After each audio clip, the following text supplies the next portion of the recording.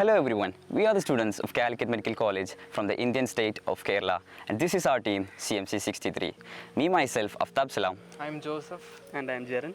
Now we'll be presenting to you our ideas and views on the Frugal Innovation Case Study 2022.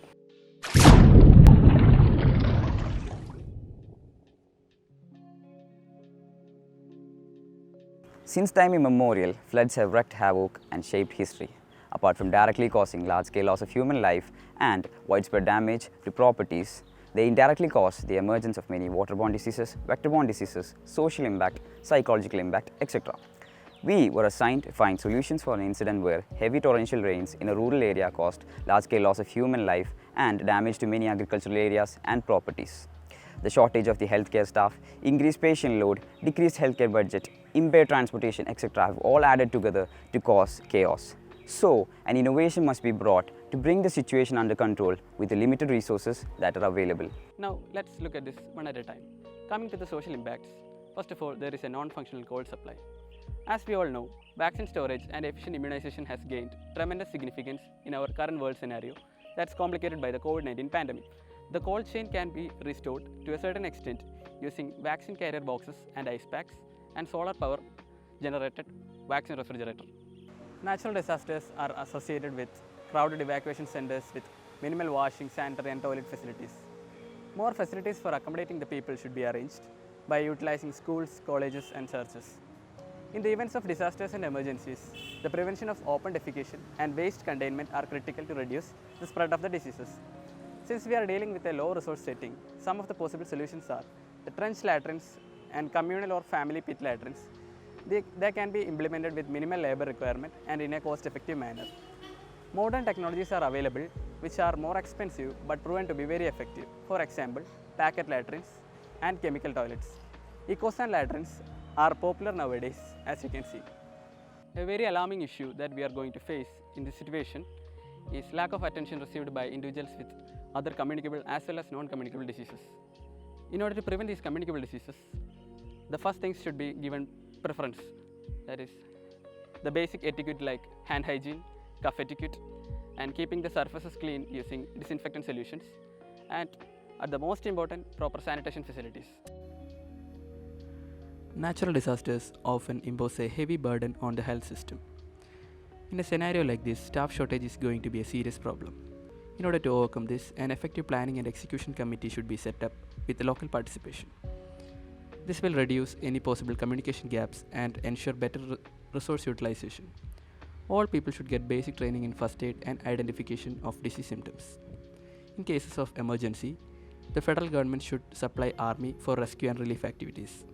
Since the transport facilities are compromised, attempts shall be made to establish temporary medical centers with an MO and a trained nurse.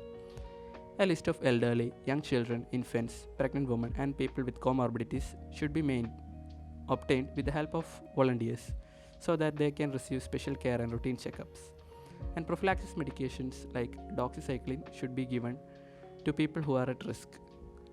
And a district level toll-free helpline should be established. Since the transportation facilities are essential in both rescue and relief activities, we have to go for alternate modes of transport.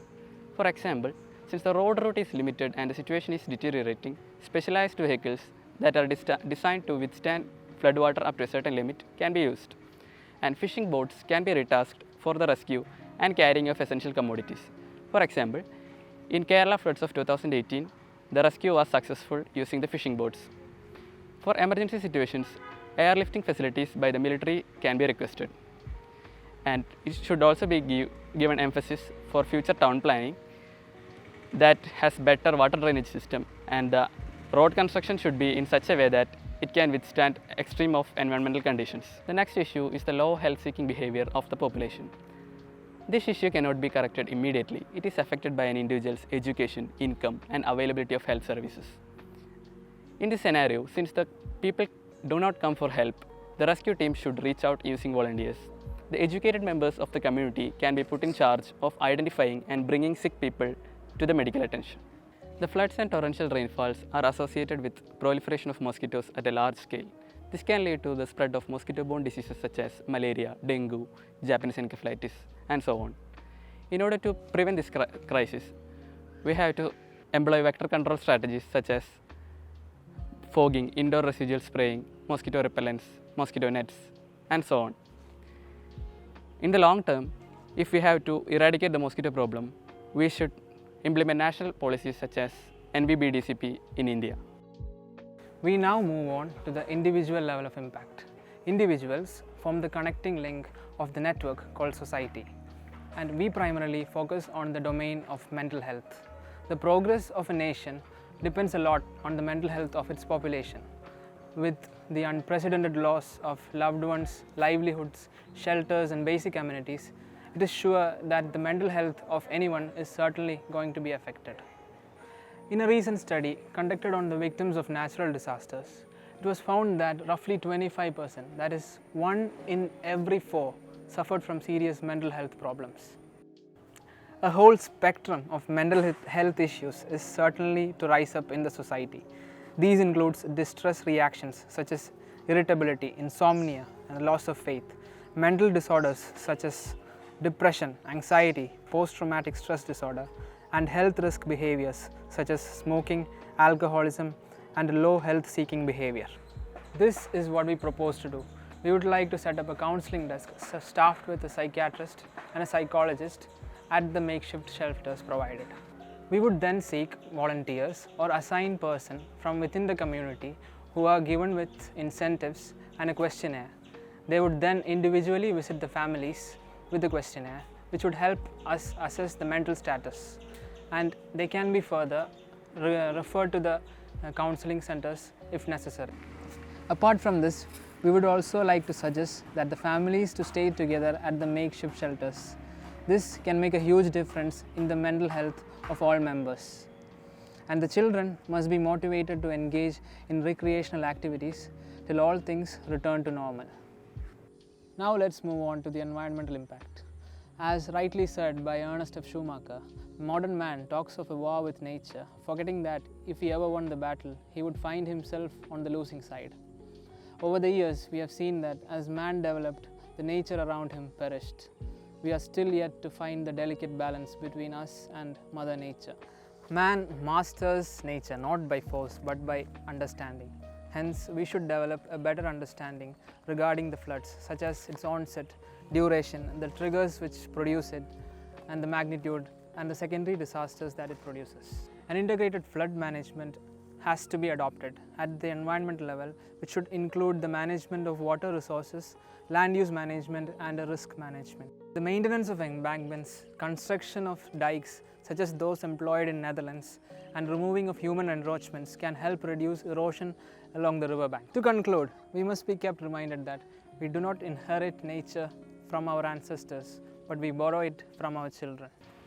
Early warning has been a strategy followed throughout the history with the idea of living with floods. The early warning system should include the components such as prediction, interpretation, message construction, communication, response, review, and scrutinizing the various aspects of the system with a view to improving their performance.